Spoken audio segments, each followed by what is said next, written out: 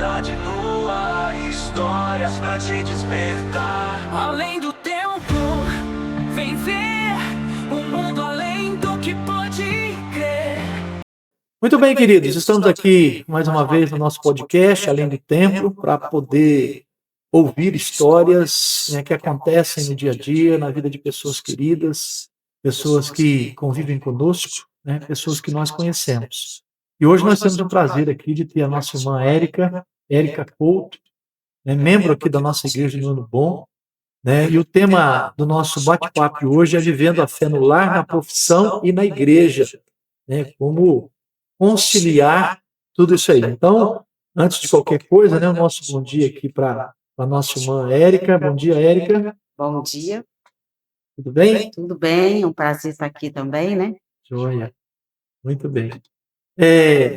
Eu gostaria só de falar com você, né, que está nos vendo aí e nos ouvindo, para que você coopere conosco nesse trabalho, nesse ministério, divulgando, né, se inscrevendo aí no canal, se você ainda não fez, dando também um joinha, que é muito importante, né, para o algoritmo aí do YouTube reconhecer o nosso trabalho. Compartilhe isso com outras pessoas. Importante compartilhar. Você que é parente da Érica aí, né, conhecido da Érica, passe para frente, né, tudo que nós estaremos falando aqui, estaremos trabalhando. Mas é uma alegria, né, receber a Érica aqui hoje, advogada, casada com o Elcio, mãe da Manu, membro atuante da Igreja Presbiteriana do Brasil aqui no bairro do Ano Bom, nascida, né, no lar evangélico. A Érica, ela cresceu aprendendo, né, a temer ao Senhor e hoje testemunha a sua fé, como Deus tem sido bom, né, na sua vida, na vida da sua família e também no seu trabalho, tanto na família quanto na profissão e, é claro, né, sendo um vaso útil aqui nas mãos do Senhor. O trabalho nosso, meus irmãos, meus queridos, né, nesse podcast, além do templo, é trazer histórias que acontecem, né, além do nosso trabalho aqui na igreja, histórias particulares, familiares, polêmicas também, com o devido tempo nós estaremos trazendo aqui alguns assuntos polêmicos, e nós precisamos do seu incentivo, da sua ajuda aí. Tá? Então, para início de conversa, vamos falar sobre o caminho, né, inicial aí de fé, né, e de família da nossa querida Érica. E eu gostaria, Érica, que você nos contasse aqui um pouco da sua história, né, como é que foi crescer num lar cristão, quais as lembranças marcantes que você tem da sua infância, né, junto do seu pai, da sua mãe, seus irmãos também, né, em que momento que você percebeu que a sua fé se tornou pessoal, né, foi na adolescência, na juventude, ou mesmo na infância, quem sabe, e como tem sido a sua caminhada, né, dentro da profissão, também na vida familiar e aqui na igreja. Fala pra gente, vamos começar dentro dessa ótica aí, né? Um pouco abrangente, mas acho que vai dar para a gente ter uma ideia disso tudo. Eu, apesar de ter nascido num lar onde meu pai foi nascido e criado na igreja, né? Meus avós eram daqui, e meus tios, todo mundo aqui. Meu pai, ele, quando casou com a minha mãe, ele não estava na igreja. Eles até casaram na igreja metodista, né? Marcos, né? Meu pai é Marcos, né? E ele, minha mãe era católica, né? Sim. E assim, eles tinham lá nossa casa, nossa família, a gente ia crescendo assim. E eu sempre, meu pai por ser daqui, meus tios, na época, a tia Lloyd sempre foi uma presença muito marcante, principalmente na vida do meu pai, porque ela é a irmã mais velha do meu pai, né? Era. E tinha um pastor aqui, João Fogueiras, e ele era muito visitador, né? E ele sempre ia na minha casa. E toda vez que ele ia na minha casa, eu ficava sentada perto dele. Eu tinha uns 4 anos, assim, e escutando as histórias que ele contava, as coisas que ele contava, ele me contava histórias da Bíblia também, né? E às vezes, assim, até os de casa mesmo não prestavam muita atenção, mas eu estava ali e tal. E meu pai, todo domingo, minha mãe ocupada com os fazeres domésticos, porque ela trabalhava, apesar dela ter lá uma ajudante, né? Mas ela trabalhava o dia todo, na época já éramos 3, né? E aí, meu pai pegava a gente para passear. Não, eu vou passear com eles para você poder resolvia as coisas. Só que quando ele falava para passear, meu irmão mais novo não vinha. O Vinícius tem uma diferença maior minha, né? Eu e Renata. E a minha mãe botava nós no carro do jeito que a gente estava em casa, de chinelinho, né?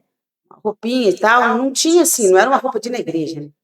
Mas meu pai passava aqui e deixava a gente aqui. E ele ia passear. Ele ficava na feira, ou talvez sentado na praça, alguma coisa. Mas ele Passava aqui onde? Na igreja? aqui na igreja. Que legal. E ele deixava a gente aqui, né? E, na época, a professora da escola dominical era a tia Dorcas, né? E a tia Nani. A tia Nani, eu nem sei por onde anda mais. Ela foi embora, né? Ela foi embora, eu já tinha uns 8 anos, eu acho. Não tive mais contato com ela. E a tia Dorcas me botava para dentro, né? E ela uma vez falou com a minha mãe, que ela falava assim, gente, mas que mulher que o Marco deve ter casado, porque manda essas crianças, as crianças remelentam, acho que não dá nem um banho para a criança vir para a igreja. E assim eu vinha, eu já tinha uns 5 anos, 4, 5 anos, e arrastando a Renata, que era menor, né? Entendi. E a gente foi ficando aqui, foi ficando. Aí minha mãe descobriu que meu pai fazia isso. Minha mãe ficou brava, obviamente, porque se tivesse dito que ele ia trazer isso para a igreja, ela não ia criar um problema, mas ela ia arrumar a gente, né? Como diz outra coisa, né? Ia botar uma roupa de ir na igreja. Conhecendo a sua mãe como ela é. É, exatamente. Minha mãe ia botar uma roupa de ir na igreja, né? E aí nós fomos vindo, mas sempre nós duas sozinhos, sempre nós sozinhos. E depois o Vinícius ficou maiorzinho, a gente trazia o Vinícius tinha um púlpito aqui, que ele era com umas escadinhas, só não lembro disso quando eu veio aqui, né? Mas ele tinha umas escadinhas e o Vinícius, engatinhando, ele subia naquilo, menino, e eu ficava com uma vergonha. Eu também era muito criança, né? E eu ia lá, catava ele, sentava e ele voltava para lá. Aí até que meu pai falou assim, a tia Lorde falou para mim, pelo amor de Deus, as 3 crianças estão participando da igreja e você não vai? Olha, né? Aí meu pai falou assim, eu acho que eu tenho que ir. Meu pai passou a ouvir, né? Aí eu já devia ter uns 5 anos, uns 6 anos, né? Mas eu já era crente desde os 4 anos, eu era o, como diz o outro, membro menor da igreja, era eu, né? Aí a minha mãe, um dia, meu pai, a gente saía de casa, meu pai deixava ela ali na Matrix, né? Aí um dia meu pai parou o carro, falou, você não vai descer? Minha mãe falou assim, não, eu vou para a sua igreja. Olha. Aí meu pai falou assim, aí eu falei assim, é mesmo, mãe? Ela falou assim, é lá que eu vou ficar. Veio para cá. E dali minha mãe foi para a SAF com a tia Lloyd. Aí até hoje. Tá aí até hoje, com a tia Lloyd, né? Com a Ruth, com a Dona Maria José.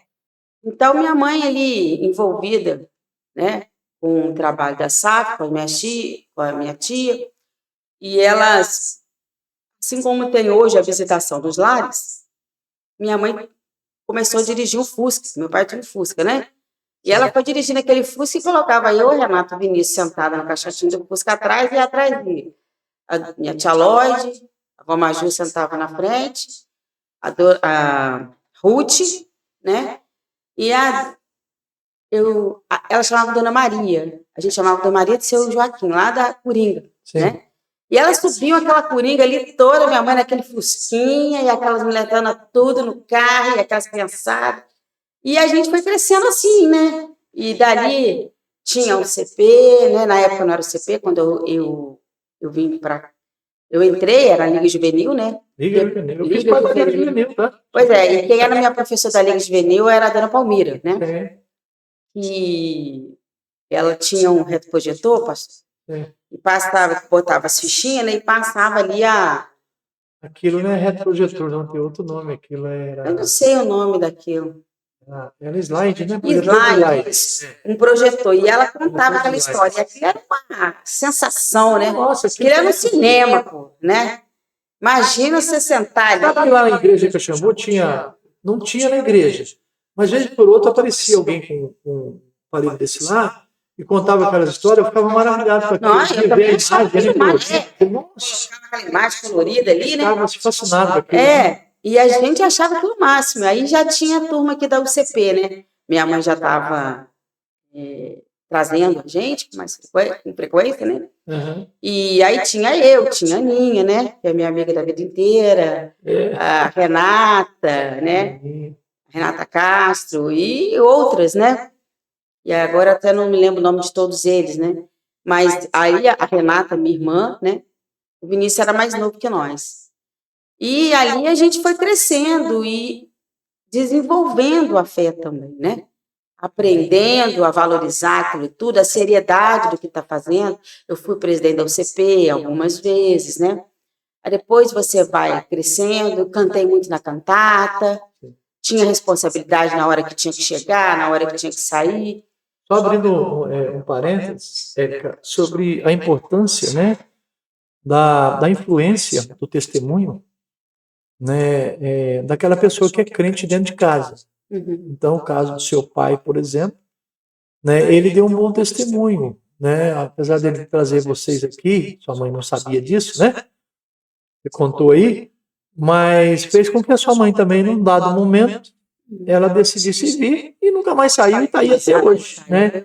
Então é importante, né? Você que de repente o seu cônjuge, né, marido ou esposa, não segue ainda o caminho do Senhor, mantenha-se firme no testemunho, porque um dia o Espírito Santo faz a obra. Não somos nós que fazemos, é Deus que trabalha no coração, transformando e trazendo para a sua casa. Mas pode continuar. E meus pais, eles têm, são pessoas totalmente diferentes, né? Quem conviveu com meu pai sabe quem é meu pai, né? E parece que seu pai era bem bravo, né? Não acho, não. Meu pai não era bravo, não. Meu pai era muito amável, né? Mas ele era muito firme nos posicionamentos dele. Mas você puxou por ele? Acho que não. Acho que eu acho que não puxei nenhum dos dois. Né? Quem, assim, os mais velhos, acham que eu sou uma mistura, né? Eu não sei. Mas, assim, eu aprendi muito dessa seriedade em levar as coisas, tudo isso, com eles. Minha mãe é uma mulher muito séria. Minha mãe, assim, você tem que vir para a escola dominical, você tem hora para chegar, hora para sair. Há uma época, eu me lembro que a gente fez uma obra lá em casa, aí meus pais ficaram endividados e venderam o carro. Sim. Aí eu pensei, e agora? Como é que nós vamos para a igreja? Nós vamos para a igreja. 9 horas sempre foi a hora de chegar na igreja. Ela era levantar às 7 horas, tomava banho, arrumava, e 8 horas estava lá no ponto de ônibus, esperando a beleza do ônibus passar, porque eu morava no final do ponto, final de Saudade, né? É pertinho da Dona Maria. Sim. E eu nunca fui da Dona Maria, sempre fomos daqui. E a gente pegava o ônibus e vinha para cá. E saltava ali em frente à Triunfal, atravessava, e a gente pequeno, né? Atravessava a ponte, chegava aqui 9 horas, tudo esbaforido, com os cabelos, tudo, né? E durou bastante tempo. Meu pai demorou quase 2 anos para comprar um outro carrinho, né? Aí, no meio disso, a ponte daqui caiu. É mesmo? O meio da ponte caiu. Aí piorou, né? Porque aí a gente tinha que saltar lá em frente o Bramil, atravessar aquela ponte e vir para cá. E isso nunca impediu a gente de frequentar a escola dominical, de fazer nada. Sim. Depois, enquanto adolescente, a mesma coisa, né? A gente tinha alguma autonomia, mas você tinha hora para chegar, você tinha hora para sair, né? Olha, isso aqui é uma coisa séria. Aí você vai crescendo nisso, e isso, eu penso que isso faz da gente um profissional, a pessoa que a gente é hoje, porque você aprende, né, com os pais a seriedade daquilo, aquilo não é uma brincadeira. Aquilo você não é um passeio, né, uma coisa assim, você faz para se parecer, aquilo é sério, né?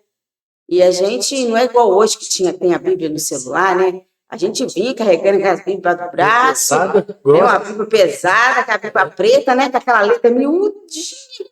Mas você tinha que vinha catando cavaco pela...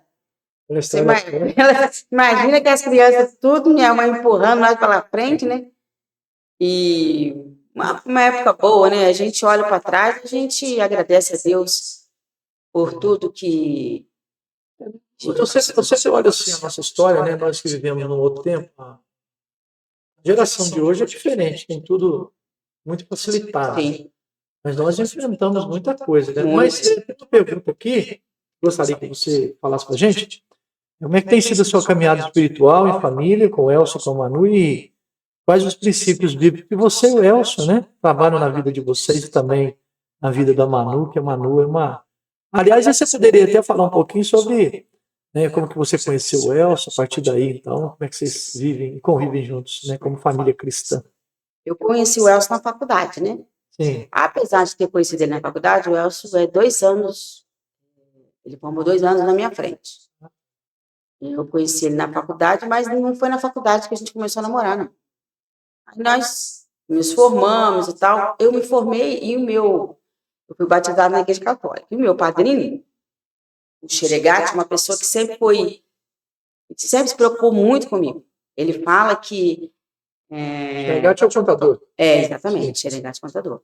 Ele fala que, até a Rosana, né, que é esposa dele, mas não é minha madrinha, e ela fala assim, pois é, eu tinha que ter sido sua madrinha também. E ela fala que eu sou, assim, você é a parte do Xeregate que ele mais admira.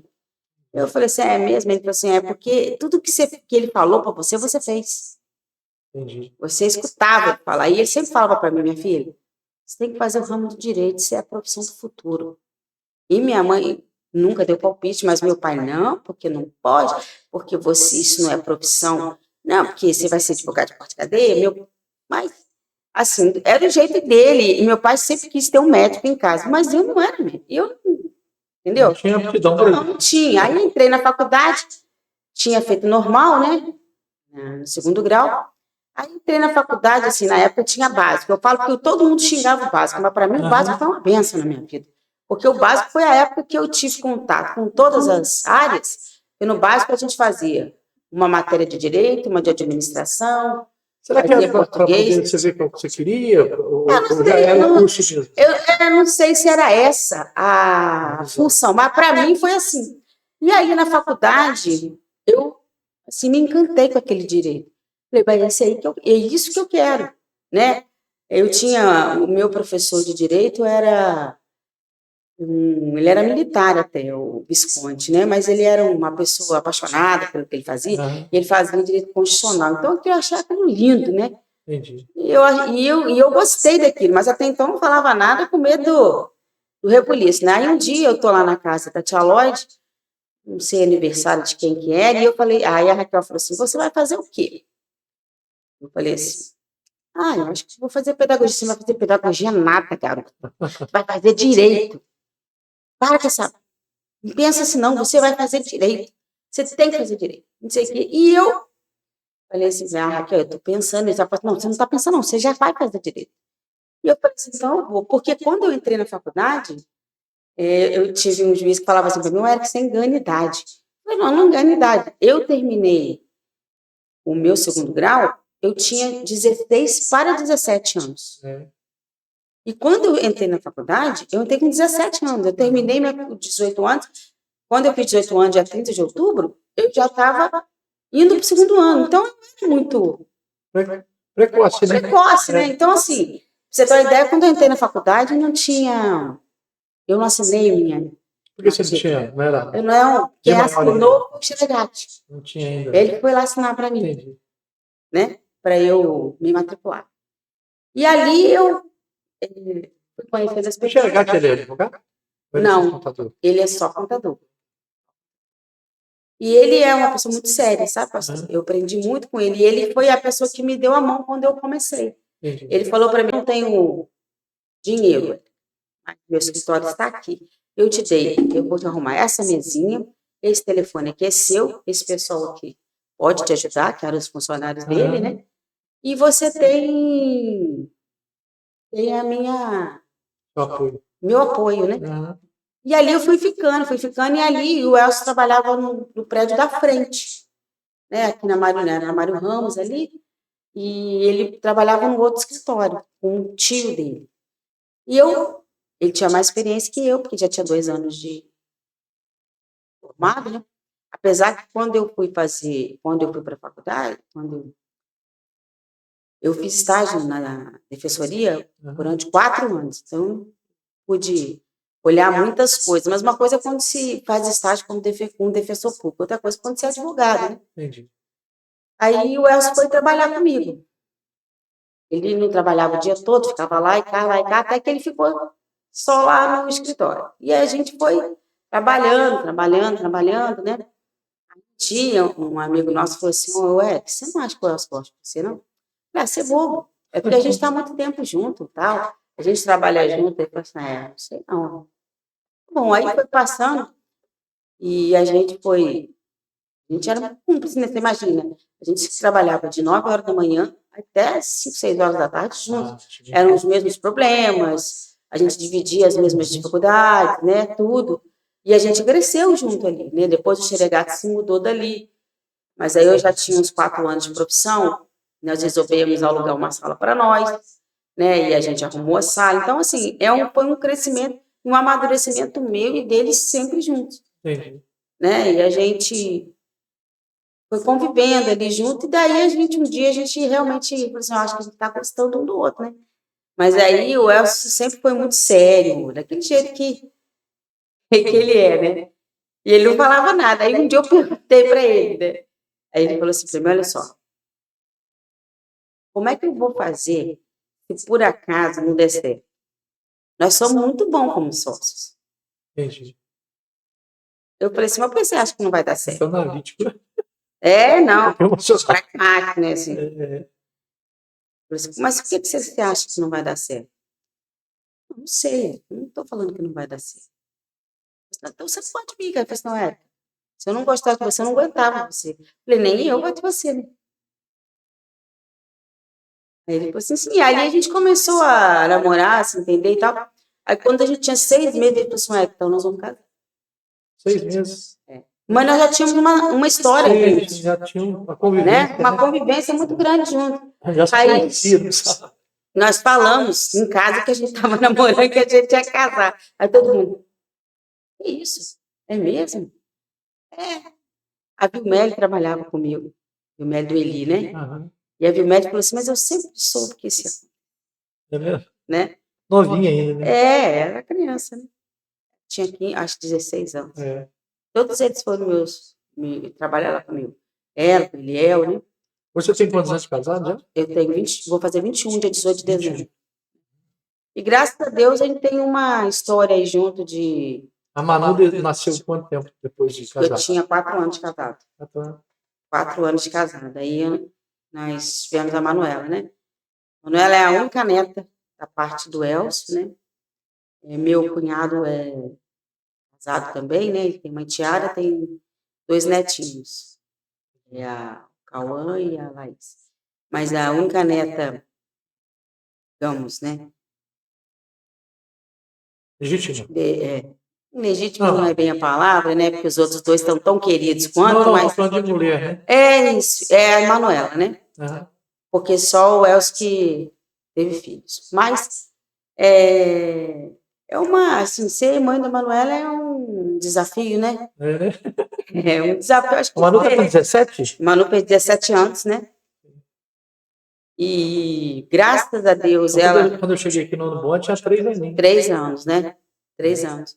Ela é uma bênção nas nossas vidas, né? É, assim, desafiador, né? O senhor melhor do que ninguém sabe disso, porque eu tenho para mim, assim, eu e o Elcio, a gente cria ela da mesma maneira que eu fui criada. E, assim, apesar do Elcio não ser aqui da igreja, ele não frequentar a igreja, mas ele, meu braço direito em tudo, Uhum. Né? Ele é o cabeça da minha casa. Tem uma boa parceria, né? Ele é o cabeça da minha casa e ele é, assim... Ele não só no casamento, mas no trabalho. No trabalho, em tudo, né? Eles trabalham juntos, né? Exato. Aí, a gente sempre pensou da mesma maneira. O que é trabalhar junto com o marido? Né? É um desafio, né? Trabalhar junto é um desafio, assim, né? Porque eu já ouvi falar assim, né, que até casamentos são assuntos polêmicos, né? Se fizeram, porque o casal trabalhava junto, se via muito. Eu acho que isso aí é relevante, né? Porque se você casa, só vê muito mesmo, né? Tem gente que fala que alguns casamentos, quando a pessoa faz 50 anos, separa, porque aí o marido ou a mulher aposenta, eles passam a viver juntos e não se suportam. Eu não sei. Então, mas eu acho isso uma incoerência muito grande, porque quando você se casa, você casa junto com a pessoa, é definitivo. Então, essa história que há desgaste, não há desgaste. Espera aí. Perdeu alguma coisa no caminho aí. Só entender o que aconteceu. Exato. Não, acho que o fato de ficar muito tempo junto, isso aprimora, isso melhora. Acho que falta entendimento mesmo. Eu acho que, assim, eu sempre pensei assim, tá, pastor? acho que você tem que ter uma vivência, assim, pedir sempre a Deus sabedoria para transformar. Tem momentos de se calar, tem momentos de sair fora. Tem dia lá no escritório que a temperatura sobe, eu vou dar uma volta. E eu dou mesmo, entendeu? Sai dali, vou tomar um suco, vou fazer outra coisa, que eu acho que você tem que esperar a temperatura baixar. Porque a gente não discute só. Engraçado que por coisas de casa, a gente quase não discute, mas nós não somos a mesma pessoa. Nós temos opiniões diferentes, maneiras diferentes de trabalhar. Eu acho que você tem que aprender a conviver com isso e para ter respeito. É isso aí, eu acho que o que Para ter respeito. acho que faz um casamento durar e permanecer são praticamente 3 coisas importantes. Respeito, né? Acho que é o primeiro deles. Mas a harmonia entre o casal, né? Defina como amor, como amizade, do jeito que quiser, mas o casal tem que ser amigo, tem que ser parceiro, tem que demonstrar carinho, afeto, sempre dentro da linha do respeito um com o outro, respeitando os limites, né? Um do outro, os defeitos, respeitando, né, os defeitos. E outra coisa importante, que eu acho que tem que ter no casal, é a comunicação. Sim. Tem que ter uma boa comunicação, senão não vai para frente. Exatamente. A gente sempre pensa com a Manuela é a mesma coisa. A gente, antes, se tem um problema, a gente senta, conversa entre nós, olha, assim não está certo e tal, vamos corrigir isso, vamos fazer aquilo, mas a gente sempre está pensando junto, porque não tem essa história de dizer, olha, vai lá e pergunta para sua mãe. Não. Porque senão é uma coisa assim também, pergunta para sua mãe, sua mãe deixa, seu pai não deixa, não é assim, né? Então, assim, a gente procura fazer isso da melhor maneira possível. Isso, acho que está dando certo, né? Eu acho que, eu penso assim, vendo vocês, né, fazendo uma análise, né, da sua família, porque eu acompanho já tem bastante tempo, eu creio que vocês têm cumprido bem o papel na educação da Manu, né, na manutenção física, emocional, espiritual dela, assim. Nenhum casal é perfeito, não, né? Como também os nossos filhos não são perfeitos. Mas hoje, olhando para a Manu, eu vejo uma menina saudável, né, emocionalmente, uma menina que está sonhando aí com o futuro, né, entrar na faculdade e tudo mais. E com certeza, o maior legado, né, é esse perfil, né, cristão, de uma família centrada, equilibrada, um casal, né, que vive bem, que se ama, e um cuida do outro. Sim. E os dois se juntam para cuidar dela. Exato. Então, isso é muito bom. Isso dá uma base boa, né, para a criança, né, os nossos filhos. E a Manu é sensacional, eu gosto muito dela. Louva a Deus pela vida dela. E dela. ela gosta muito do senhor, né? Qualquer coisa que ela veja que talvez ela não entenda alguma coisa, vou perguntar com você, Gabriel, porque eu não confio em qualquer coisa que eu vejo. Você falar, eu posso pensar. Né? Ela é bem assim mesmo, né? Do jeito dela lá. Érica, um outro ponto aqui importante como é ser cristã, né, no mundo do direito. Né? Como surgiu, você já falou aqui em parte, né?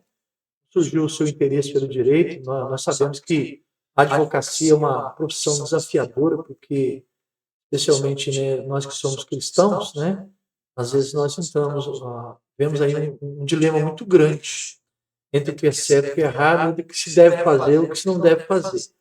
Então, que conselho você daria dentro da sua profissão, para outros profissionais cristãos, né, e como manter, né, um bom testemunho dentro das exigências da profissão?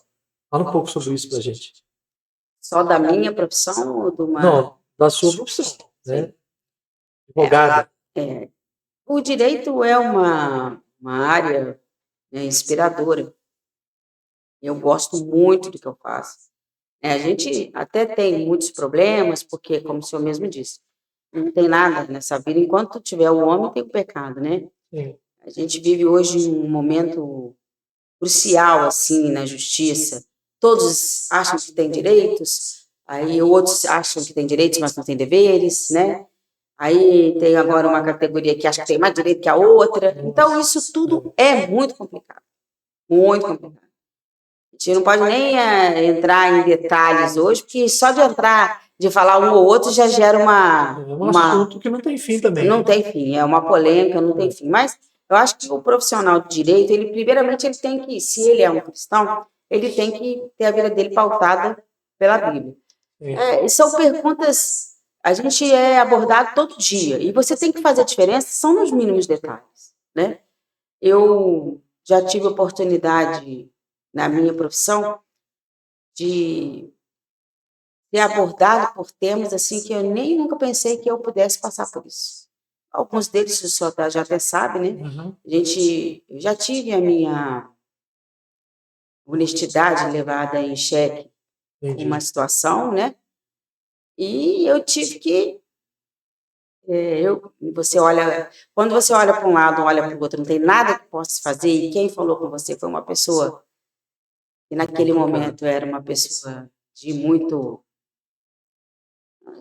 uma pessoa de respeito, uma pessoa que em tese tem a verdade com ele, você fica pensando, e agora, né? Eu não sou isso, mas o que vai acontecer? É onde aquilo que você é realmente, Deus vai, olha, Quando ele vai duvidam da sua honestidade, da sua credibilidade. duvidar da sua honestidade é uma coisa muito séria. Você ser caluniado é uma coisa muito, muito, muito séria. Então, aí entra aquela coisa que a gente aprende a vida toda na Bíblia, é você depender só de Cristo. Eu já tive, nesse momento, o senhor participou disso, né? Um dia eu ajoelhei na minha casa e pensei comigo, falei, Senhor, por que comigo? E Deus me respondeu, mas por que não você? Entendi. Por que você está comigo? Era uma dor muito grande, porque eu queria saber, primeiro eu queria saber de onde tinha saído, por que tinha acontecido, como é isso, como é que pensaram isso de mim, né? E ao mesmo tempo, você vai lendo a Bíblia, você vai vendo as coisas ao seu redor, você pensa, mas Jesus não fez nada também pensando dele, né? E naquele momento, falaram mal e testemunharam que ele tinha sido aquilo, né? E aí você fica pensando, né? O que vai acontecer comigo? E é onde você, enquanto profissional, você tem que se manter firme e Deus vai moldando aquilo. Deus colocou muitas pessoas no meu caminho naquela época que me disseram, uma amiga minha, que é oficial de justiça, virou para mim e falou assim, Érica, só você acredita. Nossa. Eu não acredito nisso, Érica. Nós sabemos quem você é. E essa palavra é boa, né? Entendeu? Porque dá uma... É uma palavra de alento no momento de... Dá uma reviravolta no uma palavra de alento, né?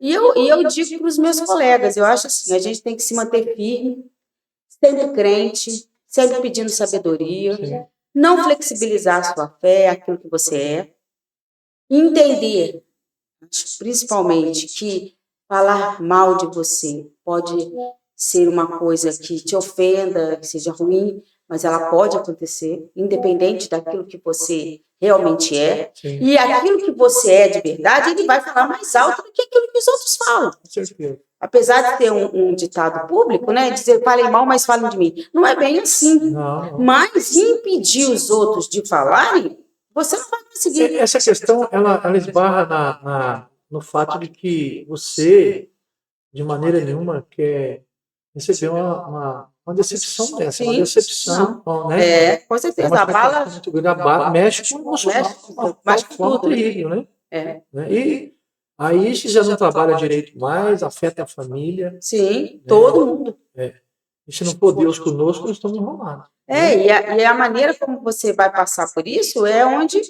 você vai... É o seu deserto, né? É a sua dificuldade, é onde você vai preparar a sua fé, você vai se manter do jeito que você vai fazer o quê? Você vai xingar, você vai se revoltar, você vai tirar satisfação? Não, é um momento, eu entendi que naquele momento, é claro que todas essas coisas te passam pela sua cabeça. Sim, com certeza. Mas eu entendi que naquele momento era a hora de eu descansar em Deus. Você sofre? Claro que sim, entendeu? Mas você descansa em Deus. E eu acho o mais importante disso tudo, sabe, pastor? Que existem muitas coisas no direito onde a gente precisa se posicionar, colocar a sua situação. Eu escutei um promotor uma vez, uma pessoa muito querida, eu trabalhei com ele muitos anos na defensoria, sabe? Doutor Luiz. E ele falou assim para mim, Érica, eu vou aposentar. Minha mãe estava na faculdade e minha mãe queria fazer um trabalho assim, eu fui conversar com ele. Eu pensei, mas por que o senhor vai se aposentar, doutor? O senhor é novo e tal. Ele falou assim, a linha daquilo que é direito e daquilo que é moral é muito tênue. Uhum. Ele era um homem muito católico. E ela está chegando no fim para mim. Entendi. Eu não quero estar aqui o dia que eu não puder dizer não para situações que eu realmente não concordo. Entendi. Porque você, botei meu nome lá, ó, vão reclamar de mim, vão dizer que eu sou racista, que eu sou isto, que eu sou aquilo. Eu não quero estar aqui nessa época. Como eu falei assim para mim, eu sou privilegiado, eu posso fazer isso.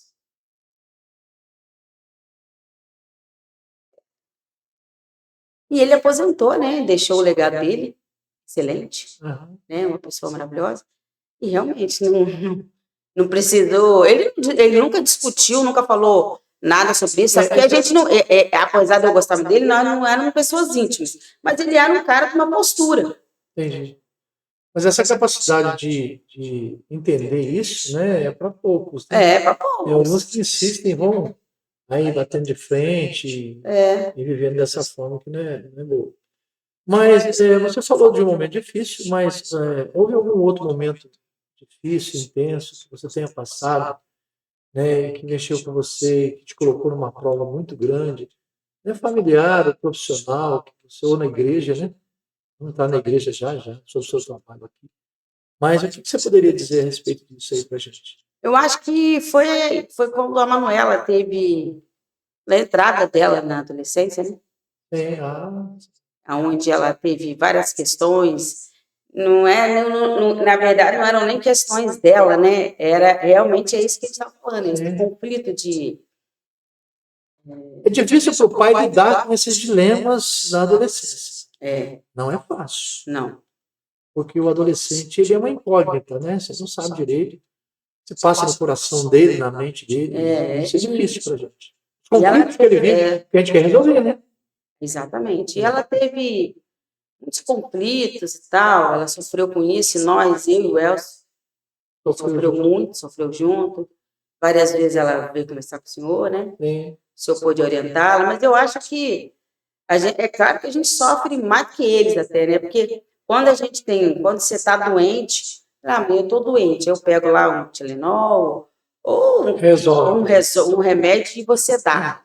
E ele resolve. Agora, quando o assunto é a cabeça, seu coração, suas ideias, é muito difícil, porque a gente não coordena isso, né? Não. Mas a gente tem confiança naquilo que a gente ensinou, né? Nas concepções dela, e eu, mais do que nunca, depois que ela passou por tudo isso, as conversas que o senhor sabe que ela teve, ela sofreu até, talvez, por não saber lidar com tudo isso que ela tinha de verdade dentro dela, né? Mas hoje, assim, ela superou isso tudo e vem trabalhando isso, e foi muito bom para você, foi enriquecedor para ela, porque ela cresceu. Aí ela fala, mas dói. Eu falei assim, mas crescer dói, né? E para nós, para mim, para o Elcio também, enquanto pai, também foi. Porque é uma experiência totalmente nova, né?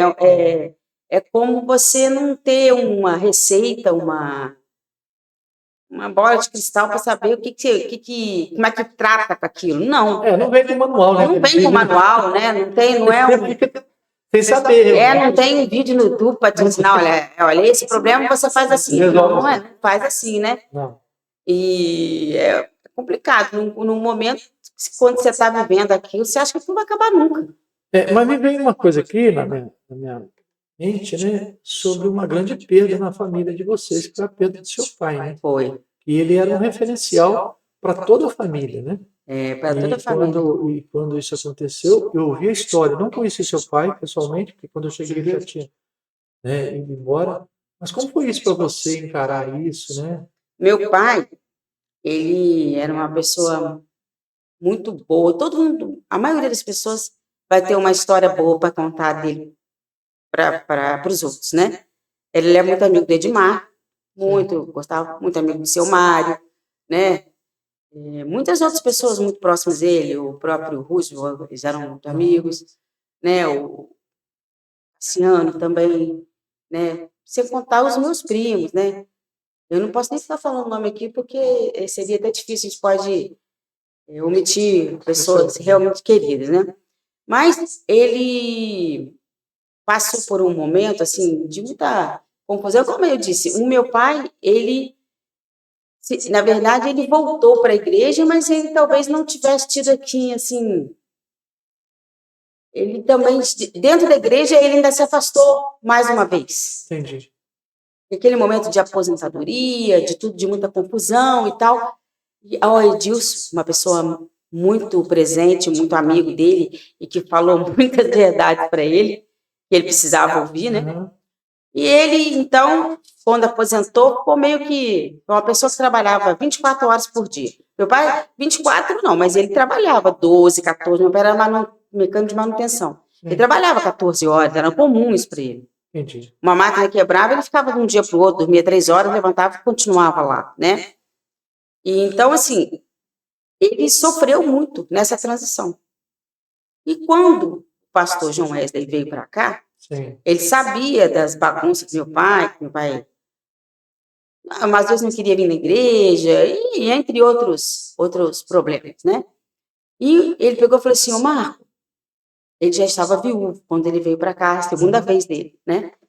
Marco, eu preciso de alguém para me ajudar nas visitas e tal, você está aposentado? Então você vai comigo.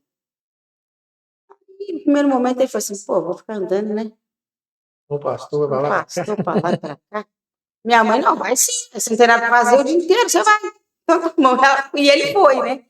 E aquilo foi uma maravilha para meu pai, porque meu pai acho que ele, eu não sei se seria essa palavra, mas ele teve um encontro sério com Jesus. Entendi.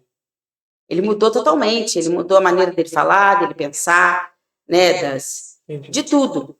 E no final daquele ano, o sonho do meu pai, todo mundo aqui sabe disso, meu pai era apaixonado pela Thaís, né, a Laís, que é filha da Karine e do Nivaldo, né, neta do Valdo. Meu pai dava presente, e ele gostava muito de criança. O Davi, da Raquel, era uma paixão para meu pai. E meu pai, o sonho dele era ter netos. Aí a Renata ficou grávida do João. Né?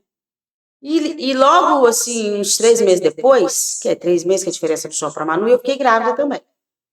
Aí ele procurou o médico, falou assim, olha, eu preciso, meu pai já tinha um problema de joelho muito sério, problema esse que eu tenho também, né? E ele procurou o médico, ele falou assim, olha, agora eu preciso operar, porque tem que ser assim, vou ganhar 2 netos de uma vez, e as minhas filhas precisam de mim. Entendi. Elas vão parar de trabalhar para poder cuidar deles, tá bom.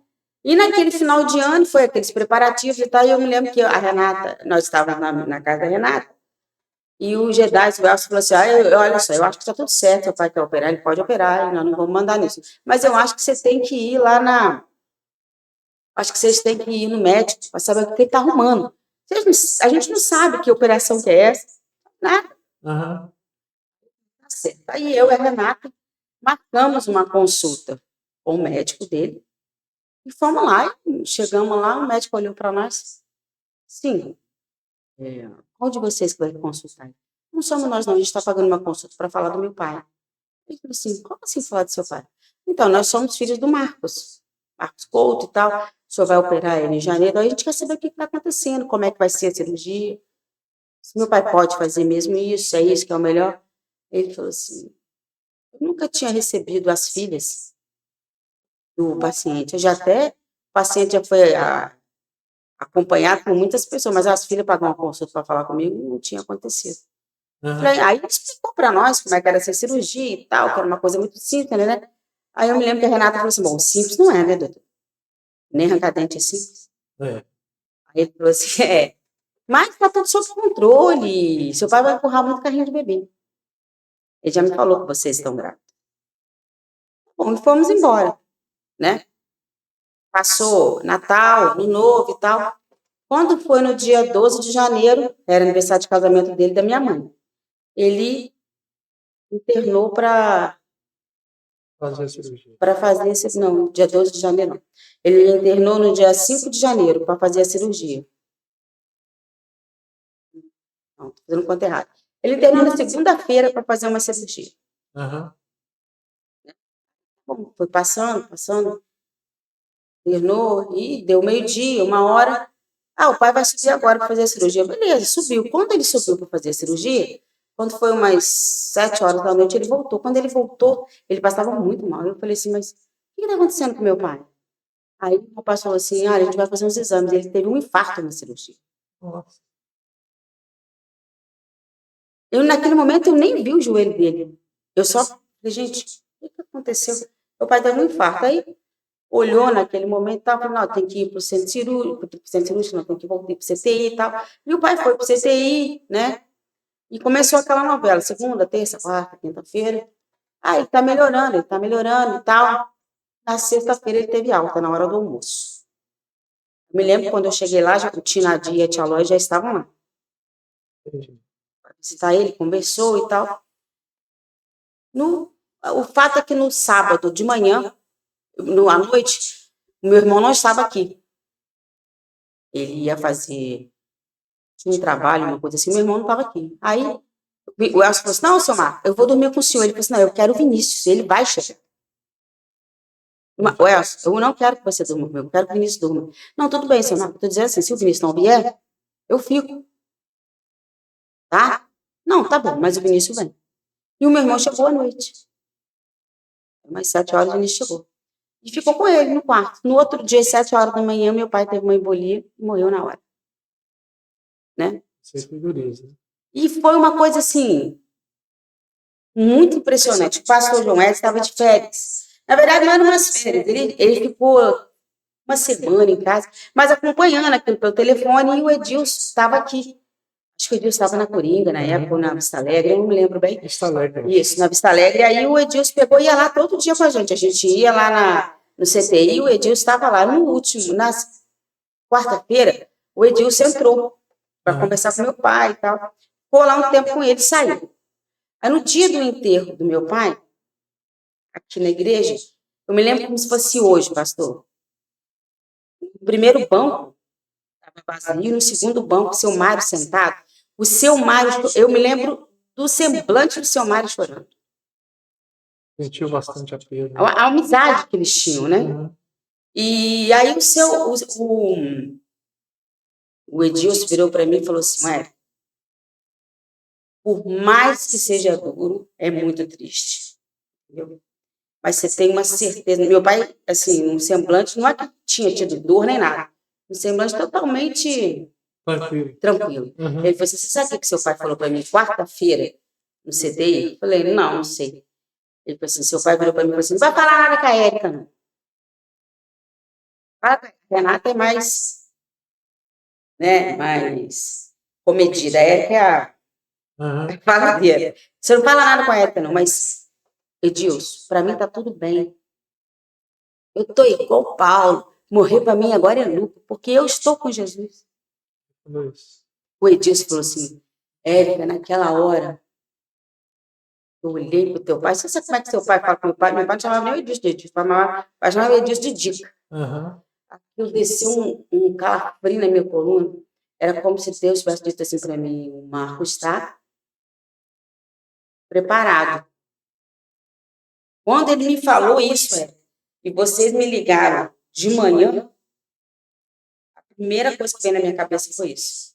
Ele tinha falado. E foi assim, muito traumático, porque você pensa bem, a Renata grávida de 6 meses, eu estava com quase 3 meses. Agora, eu vou dizer uma coisa para o senhor, pastor. Foi uma experiência, assim, se por um lado, muito dolorosa de perder meu pai, por outro, foi uma experiência maravilhosa com a igreja. Sim. Naquele momento, eu até me emociono quando eu falo isso. A gente chegou aqui na igreja, depois que o pai morreu,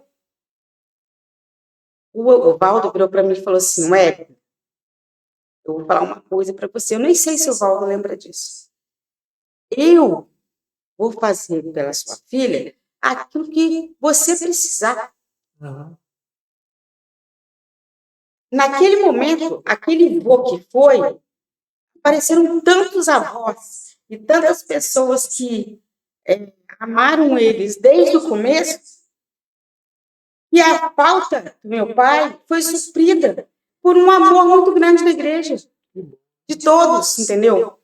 A dona Ceni fala para mim até hoje que enquanto as crianças estiveram no CP, todas as vezes ela tinha que vir, porque meu pai nunca faltou uma apresentação da Thaís e do André.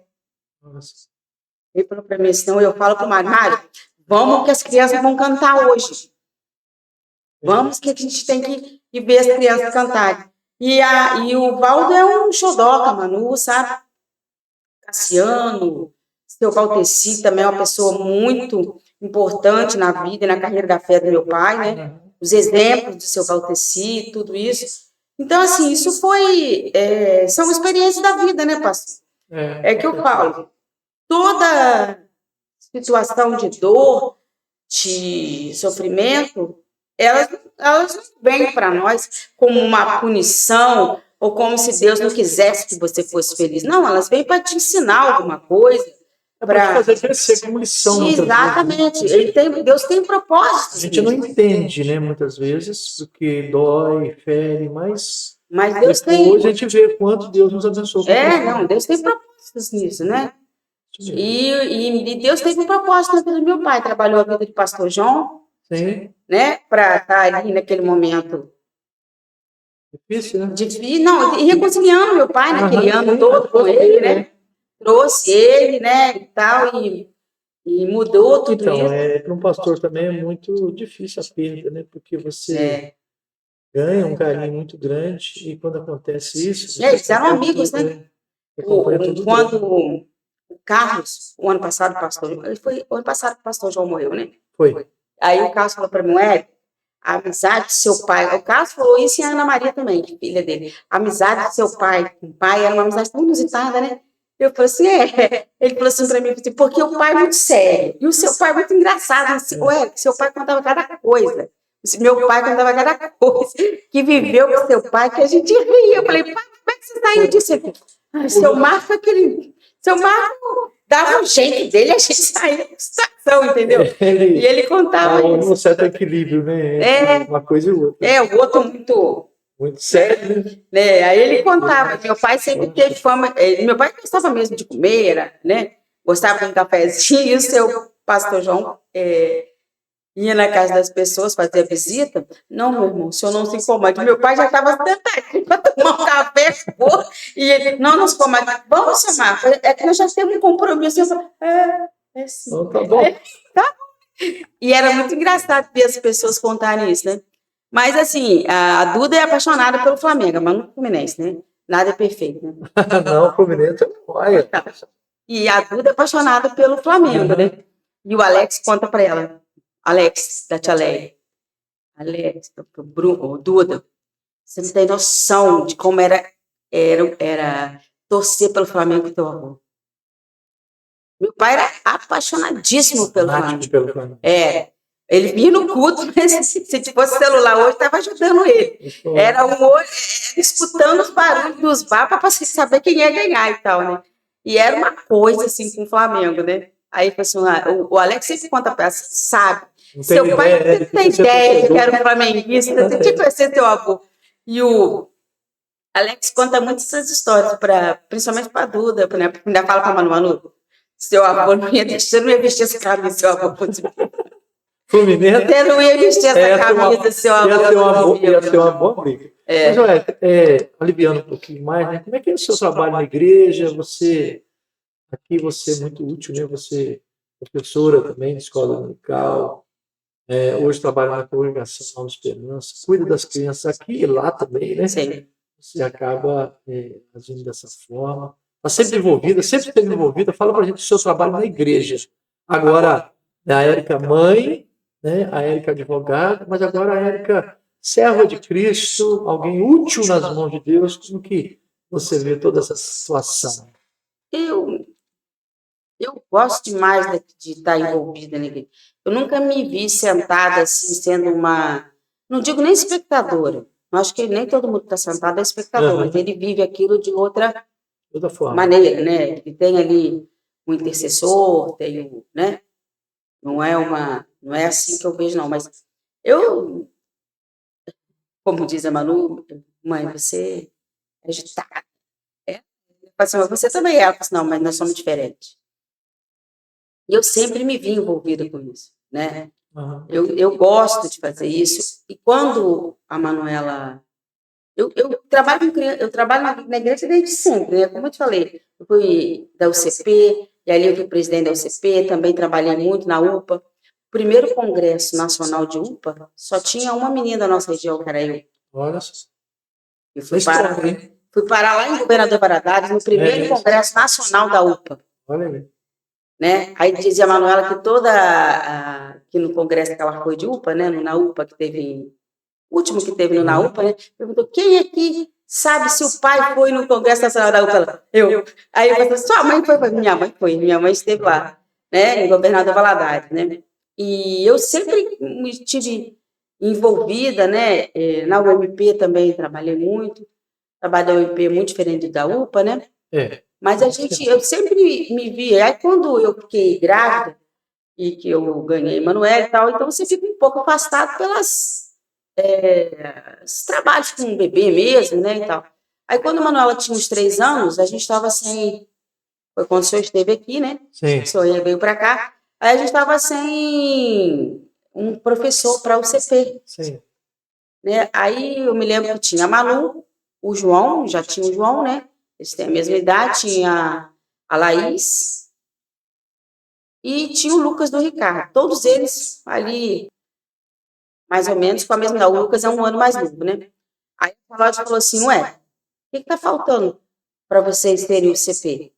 Não tem nada, não é? O CP começa na casa da gente, ô Raquel. Você vai juntar com a Érica e vai para o CP. Porque 3 crianças estão na Ana Maria. Tem os 2, tem a Renata. Não teve jeito. Aqui só aqui em casa tem 3. Né? Que era o João, a Manuela e o Lucas. E assim nós viemos para o CP. E aí nós estamos desde... Manuel tem bastante tempo. Tem muito tempo. E a gente foi, né, trabalhando com o CP, trabalhando com o CP, aí já... Mas ali depois veio esse... Eu falo que o Nova Esperança foi, assim, um presente de Deus. Como eu digo, a mesma época que a gente teve esse problema sério na nossa carreira profissional, então, que não foi um problema só meu, foi meio do Elcio, né? Naquele momento, Deus... A gente tinha uma caminhonete e a gente estava o senhor estava começando com o trabalho Nova Esperança com a sopa, né? Aí o irmão falou assim, a Maria fazendo a sopa, faz sopa e tal, uma panela muito grande. Seu Zezinho falou assim, mas essa sopa aí não cabe no carro, não. Como é que nós vamos fazer? Ah, mas fulano não tem, o outro não tem, o outro não tem. Aí, não sei se foi o Adriano, alguém falou assim, ué, o Elcio não leva, não? Aí liguei pro Elcio. Falei, o Elcio, eu estava na UCP e a Maria fazendo a sopa. O Elcio, você não quer levar a sopa, não, para o Nova Esperança? Onde que é a Nova Esperança? Falei, tá no lugar. Que sopa? Eu falei, não, tá fazendo a sopa para entregar lá. Ah, tá bom, eu vou ir. Aí pegou lá uns negócios de amarrar que ele tinha, né? Ele é muito prestativo, né? Botou... Nossa, naquele período lá que estava fazendo a sopa, foi de uma utilidade assim, fenomenal. Aí ele daqui para lá, ele abriu o porta-mala do carro, né? Aí, vamos botar assim, a gente amarra. Mas depois nós vamos ter que fazer de outro jeito. Então, naquele momento, ele mesmo já disse, depois eu vou fazer de outro jeito. Ou seja, ele vai dar assistência. E daí, ele estava naquele momento que se fica repensando, né? Porque não eu, não sei o quê. E Deus falou para ele, olha, vamos mudar o foco, você vai trabalhar para mim agora de outra maneira, né? E ali nós fomos para ajudar ali no Nova Esperança, né? Ludmila, com aquela criançada, antes da pandemia, né? E tal, e leva sopa, e traz sopa. Aí ele já não levava só mais, chegava aqui 2 horas com a Maria, eles cortavam. Depois ele andou até fazendo visita lá, né, gente? Foi. Com o pessoal, e é o que eu falo. Aquilo foi, assim, definitivo para o Elcio se chegar mais a Deus também, né? E a gente enxergar as coisas de outras maneiras. E a gente aprende muito, né, pastor? A Manuela, o João e a Duda sempre foram muito ali com a gente. Tiveram, assim, um crescimento grande também. Viram que, por mais que a gente nós não fôssemos pessoas ricas, mas eles eram muito privilegiados. Eles tinham família. A coisa que ali nos tem Ninguém tem pai e mãe, né? O contraste é muito grande. E esse choque de realidade vale a pena, né? Para mostrar que existe outro mundo, né? Existem pessoas que realmente estão existe uma necessidade, né? Existe outras coisas. E, assim, eu gosto demais de trabalhar ali, amo as crianças, né? E, assim, eu vejo muitas coisas boas que aconteceram ali e acontecem todos os dias, né? Às vezes você está um pouco cansado, aí quando você chega ali, é uma criança que pega, ó, que te abraça, fala, ô tia, não falta não, hein? E tal. Então, assim, você vê que você faz diferença na vida daquela criança, na vida daquela pessoa, né? Um recado de uma mãe no celular que gosta de você, gosta do seu trabalho, isso é maravilhoso, né? E você vê, assim, acho que a Raniele, né, a gente acompanhou o crescimento dela. Eu vejo com muita alegria ela trilhando aí agora, já professora, trilhando o caminho dela. Eu digo assim, Érica, se a gente conseguir tirar uma criança de uma situação difícil, de um futuro improvável, né, e ajudar essa criança, né, a melhorar a situação dela, e dar um futuro melhor, já é grande lucro, já é uma recompensa enorme. E eu acho que esse é o trabalho nosso, esse é o trabalho da igreja. Bom, chegando aqui na finalização... E a gente vê luta de mães ali, né, pastor? Que com mesmo certeza. em todas aquelas adversidades, lutam com dificuldades. Você vê a mãe da Raniele, né, mora na... É difícil. Aquela mulher é uma cantora, né? É a mãe dela, a própria Sirlene, né? E outras que tem ali.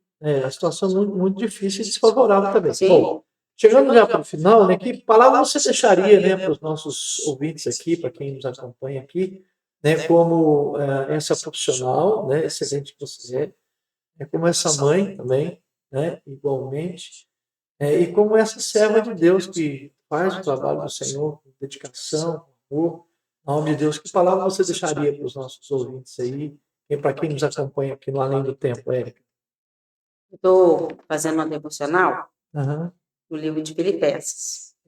E hoje de manhã eu estava lendo Filipenses 2, final do livro de Filipenses, no capítulo 2, onde fala sobre... onde Paulo fala, né, que sejam meus imitadores, né? E eu penso isso, que a gente tem que imitar Cristo em todos os nossos momentos da nossa vida, né? Lutar muito em meio às diversidades que a gente tem hoje para ter a mente de Cristo, isso não é fácil, né? Uma vez que você lute para ter isso, Deus vai completando em você a cada dia, você vai crescendo. Agora, tem que ler a palavra, né, pastor? Tem que ler. Tem que ler, ensinar os filhos a lerem a palavra, porque melhor pastor que você possa ter, melhor igreja que você possa ter, melhor escola dominical, tudo isso, nada disso vai definir o entendimento e a maneira como Deus fala com você, que você não esteja lendo a palavra. Então, eu penso que as situações nossas hoje, o crescimento de todos nós hoje, as dificuldades que nós temos a passar, todas elas precisam estar, primeiramente, em oração aos pés do Senhor, mas nós precisamos ler mais a palavra. A leitura e a aplicação da palavra, né, é essencial para a nossa sobrevivência como filhos de Deus nessa terra, né, como crentes, né? Sim. Ela é a nossa manutenção da nossa fé mesmo.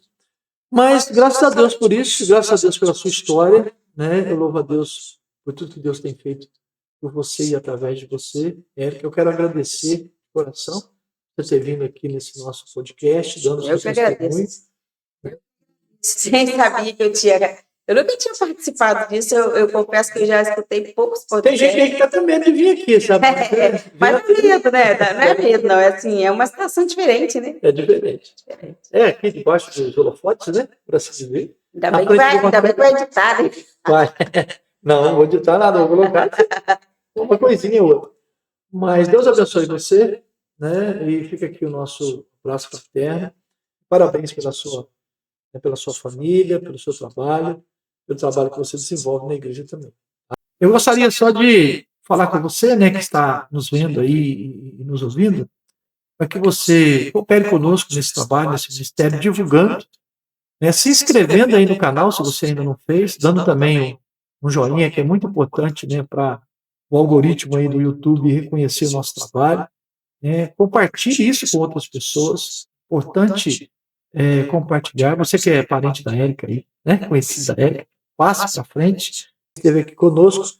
E não se esqueça, né, de deixar aí o seu like, né, de se inscrever no canal se você ainda não fez, e principalmente também de compartilhar, né, esse momento aqui de testemunho, crescimento.